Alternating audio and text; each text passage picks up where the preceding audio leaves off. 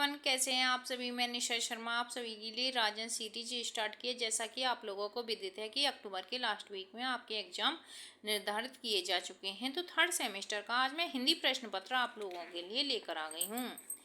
ज़्यादा बातें ना करते हुए अपने सेशन में आगे बढ़ते हुए, और आज हम हिंदी शिक्षण के बहुविकल्पीय प्रश्नों को देखेंगे।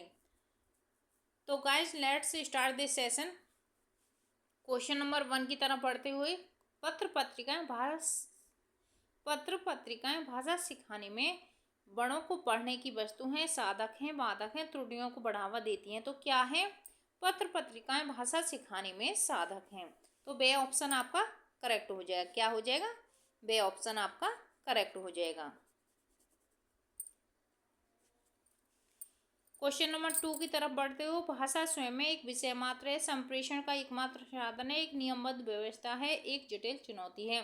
तो भाषा स्वयं में एक नियमबद्ध व्यवस्था है। भाषा का प्रयोग केवल परीक्षा में होता है, केवल पाठ्य पुस्तकों में होता है, केवल मुद्रित सामग्री में होता है, जीवन में विभिन्न संदर्भों में होता है।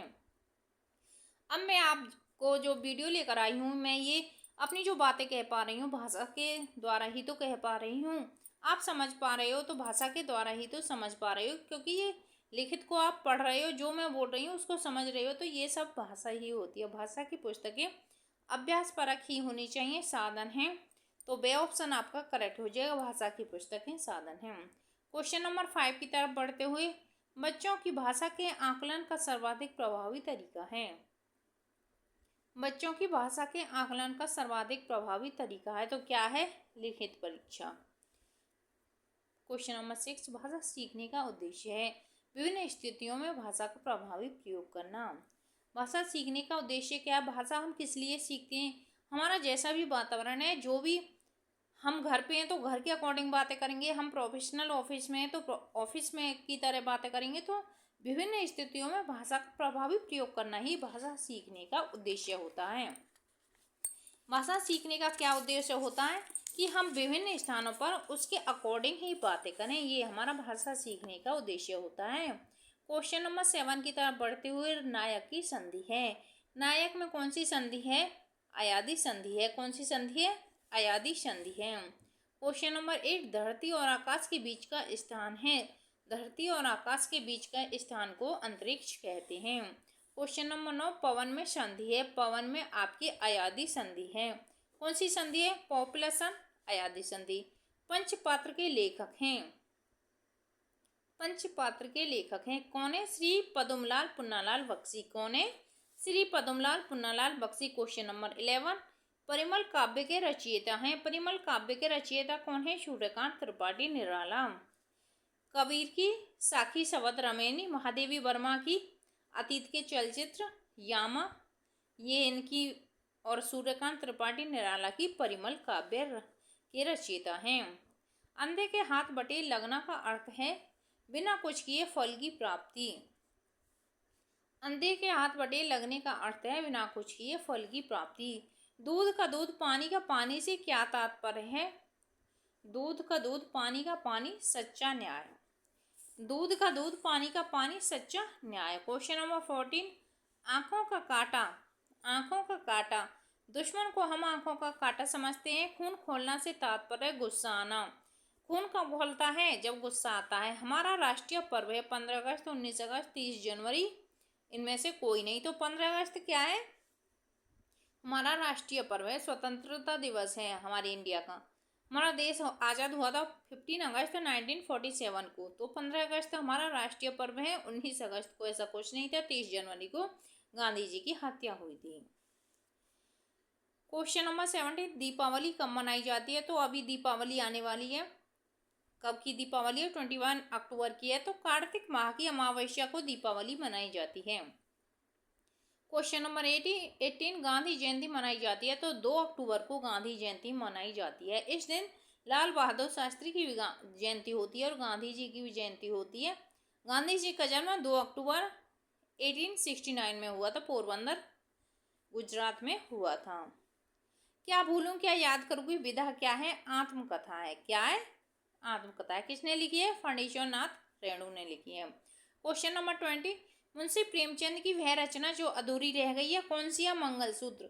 मंगलसूत्र मुंशी प्रेमचंद की जो रचना है वह अधूरी रह गई है। करबला, रंगभूमि, कर्मभूमि ये सभी मुंशी प्रेमचंद की रचना है, लेकिन जो मंगलसूत्र रचना है वो आधी रह गई है। क्वेश्चन नंबर 21, घड़ी साज शब्द है। तो घड़ी साज कैसा शब्द है? देशज शब्द है। देशज शब्द कौन से होते हैं?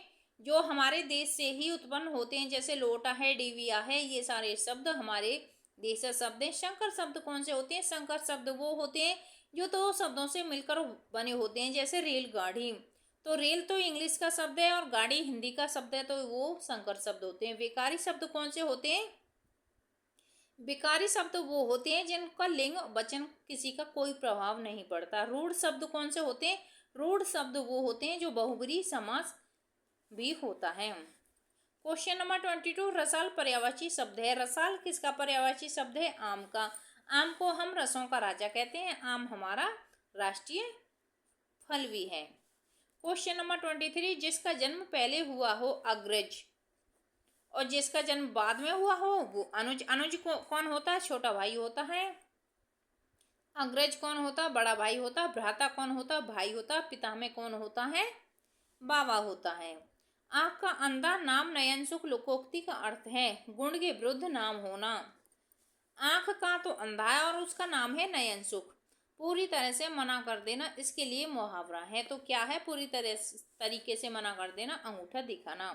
बीजक नामक ग्रंथ के रचयिता कौन है? कबीरदास बीजक नामक ग्रंथ के रचयिता हैं। मुंशी प्रेमचंद की प्रमुख कृति है सेवा सदा, निर्मला, कर्मभूमि। ये सभी क्या है? मुंशी प्रेमचंद की ही कृति हैं। तो उपयुक्त सभी ऑप्शन करेक्ट होते हुए और हम अपने सेशन में आगे बढ़ते हुए 28 क्वेश्चन नंबर का, बिहारी सर्वश्रेष्ठ कवि थे।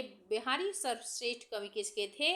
रीति काल के थे। बिहारी ने सिर्फ एक ही काव्य लिखा था, बिहारी सतसई। उसमें 712 आपके दोहे थे और बिहारी जी 35 ईयर की बिहारी जी एक ही काव्य को लिखकर इतने प्रख्यात हो गए कि रीति काल के उन्हें सर्वश्रेष्ठ कवि माना जाता है। 29 क्वेश्चन नंबर, भिक्षुक में प्रत्यय है। तो प्रत्यय कौन से शब्द होते हैं? जो बाद में लगते हैं। शब्द के बाद में लगकर जब शब्दांश के अर्थ को चेंज कर देते हैं वो प्रत्यय होते हैं, और जो स्टार्टिंग में लगते हैं वो उपसर्ग होते हैं। लघु शब्द का विपरीतार्थक शब्द है। विपरीतार्थक शब्द का मतलब है विलोम शब्द। लघु का दीर्घ, लघु में छोटा, दीर्घ में बड़ा। पूर्व और उत्तर के बीच की दिशा कहलाती है। पूर्व और उत्तर के बीच की,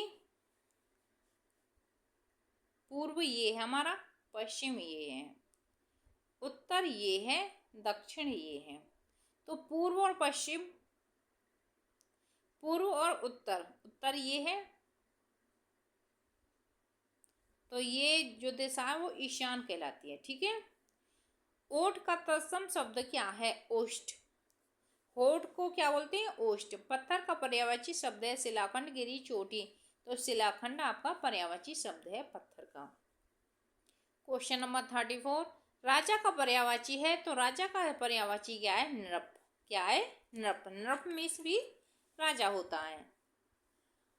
क्वेश्चन नंबर 35 की तरफ पढ़ते हुए, रचना का अर्थ है। रचना का क्या अर्थ है? निर्माण, सजाना, नव सृष्टि। उपयुक्त सभी ऑप्शन करेक्ट होते हुए क्वेश्चन नंबर 36 की तरफ बढ़ते हुए, कौन सी वर्तनी शुद्ध है? त्याज, त्याज्य, त्याज्य, त्याज्य। तो आदत्य, ये आदा जय ही करेक्ट हो जाएगा। रचना के आधार पर क्रिया के कितने भेद होते हैं? तो रचना के आधार पर क्रिया के 5 भेद होते हैं। गुफा का तत्सम शब्द क्या है? तो गुफा का तत्सम शब्द जो है गुहा है।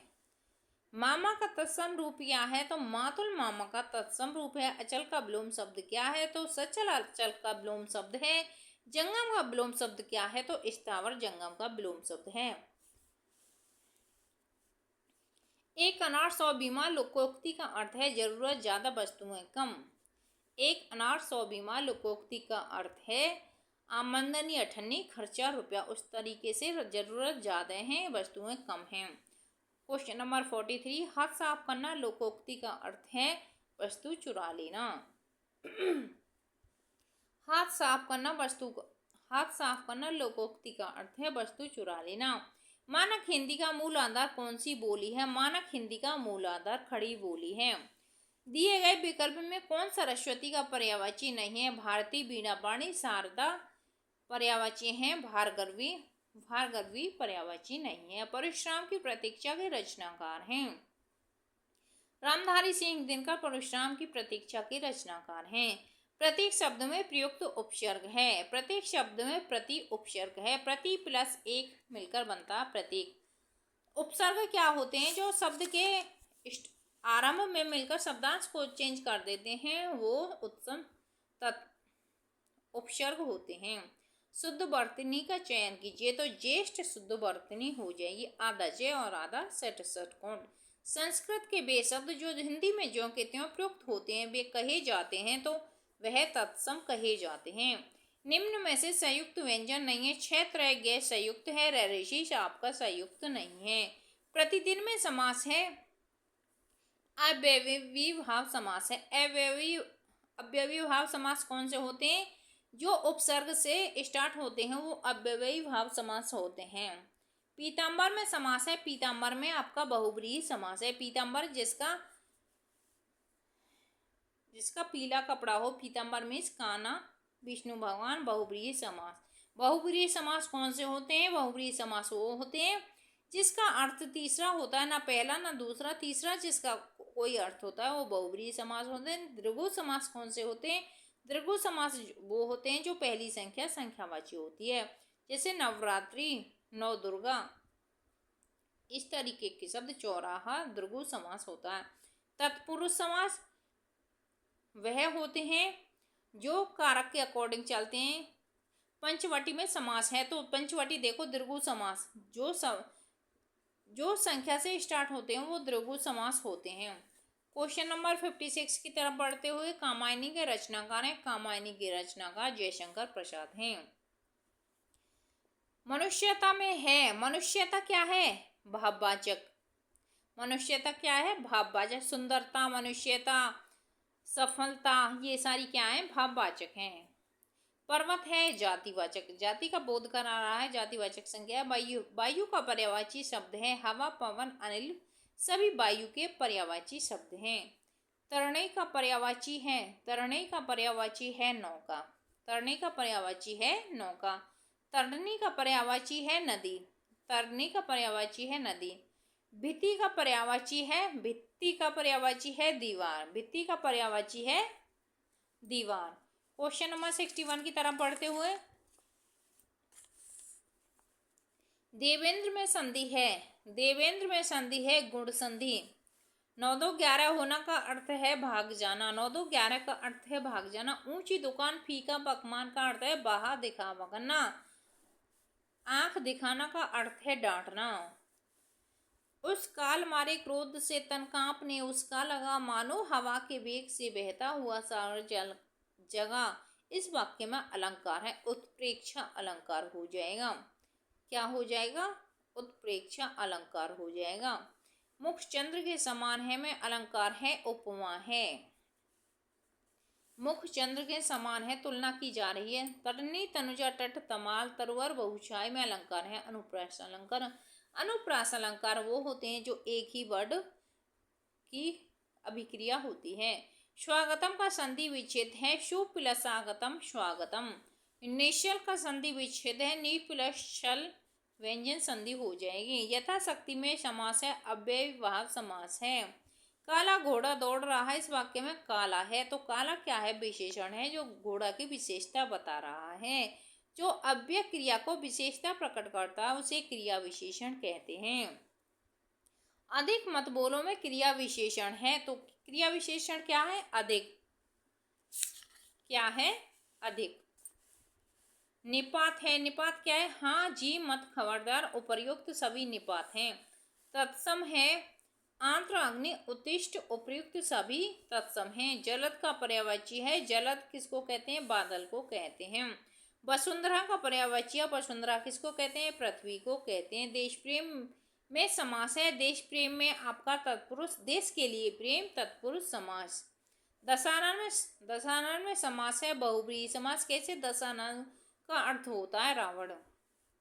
जिसके 10 सिर हों वह दशानन। तो बहुव्रीहि समास। आत्मा उपसर्ग किस शब्द से में नहीं है? आत्मनिर्भर, आत्मसम्मान, आत्मीय, परमात्मा में आत्मा उपसर्ग नहीं है। भीति का पर्यायवाची है, भीति का पर्यायवाची डर है। तालाब का पर्यायवाची है तालाब, तड़ांग, जलाशय, पुष्कर, ये सभी तालाब के पर्यायवाची हैं। जागरण का विलोम क्या है? जागरण में रात भर जागना, निद्रा में सोना। तिमिर का विलोम है तिमिर मीन्स अंधेरा, ज्योति मीन्स प्रकाश। नवग्रह में समास है द्विगु समास। मैंने आप लोगों को बताया कि जो संख्यावाची से स्टार्ट होता है वो द्विगु समास होता है। उर्वशी के रचनाकार हैं, उर्वशी के रचनाकार रामधारी सिंह दिनकर हैं। चिंतामणि के रचनाकार हैं रामचंद्र शुक्ल हैं, चिंतामणि की रचनाकार रामचंद्र शुक्ल हैं। क्वेश्चन नंबर 87 का ए ऑप्शन आपका करेक्ट हो जाएगा। क्वेश्चन नंबर 8 की तरफ बढ़ते हुए, गोदान के रचनाकार हैं प्रेमचंद, गोदान के रचनाकार हैं। देश विदेश में समास है जहां अंडर स्कोर का चिन्ह लगा हो वो द्वंद्व समास होता है, और एक तो विलोम हो और बीच में अंडर स्कोर का चिन्ह लगा हो वह द्वंद्व समास होता है। करुणा रस का स्थायी भाव है तो करुणा रस का स्थायी भाव शोक होता है। हास्य का होता है, उत्साह वीर का होता है। माता पिता में समास है, माता और पिता में क्या समास है? द्वंद्व समास है। एक तो मैंने बताया अपोजिट हो, बीच में अंडर स्कोर का चिन्ह लगा हो तो वो द्वंद्व समास होता है। अचरज शब्द का तत्सम है, आश्चर्य अचरज का तत्सम शब्द है। तपस्वी का तद्भव रूप है, तपस्वी का तपसी तद्भव रूप है। सूरदास की रचना है, सूरदास की रचना साहित्य लहरी है, सूरदास की रचना साहित्य लहरी है। प्राथमिक स्तर पर बच्चों में भाषा का विकास किया जाना चाहिए वर्णमाला के द्वारा। रात्रि का पर्याय नहीं है, यामिनी विभावरी रेन रात्रि के पर्याय हैं, और सौदामिनी रात्रि का पर्यायवाची नहीं है। विमुख का विलोम शब्द है, विमुख का विलोम शब्द उन्मुख है। आंखें खुलना मुहावरे का अर्थ है होश में आना, आंखें खुलना मुहावरे का अर्थ है होश में आना। अत्यधिक शब्द में प्रयुक्त उपसर्ग है, अति उपसर्ग है। कबीर के सूफी गुरु कौन थे? शेख तकी कबीर के सूफी गुरु थे। क्वेश्चन नंबर 100 का ऑप्शन ए करेक्ट होते हुए क्वेश्चन नंबर 101 भाषा अर्जन में महत्वपूर्ण है। तो भाषा अर्जन में महत्वपूर्ण भाषा का व्याकरण है। तो ये थे आपके MCQ। जैसा कि आप सभी को विदित है कि अक्टूबर के लास्ट वीक में DLED के एग्जाम होने वाले हैं। मैं बच्चों की हेल्प करने के लिए, अपने भाई बहनों के हेल्प करने के लिए ये राजन सीरीज स्टार्ट कर रही हूँ। बहुत सी हाउसवाइफ मेरी बहनें होती हैं जो कि अपना पढ़ाई में इतना फोकस नहीं कर पाती, इतना टाइम बच्चों के साथ घर को संभालते हुए टाइम नहीं दे पाती। तो यदि आप किचन में भी वर्क कर रही हैं, मैंने 101 क्वेश्चन आपके 18 मिनट में करा दिए। आप इसका रैपिड फायर भी देख पाती हैं, 2 की स्पीड करके भी देख पाती हैं। तो आपको इन सारे क्वेश्चनों के करेक्ट आंसर हो जाएंगे और आपका रिवीजन भी हो जाएगा। तो thanks for watching this video. Like, share and subscribe. यदि आपको मेरी मेहनत अच्छी लगती है तो कमेंट जरूर करें, और आपका कोई सजेशन हो तो उसे भी जरूर बताएं। Thank you everyone, keep watching and keep learning. हंसते रहो, मुस्कुराते रहो, अपना काम समय से करते रहो। भगवान करे आपका दिन शुभ हो।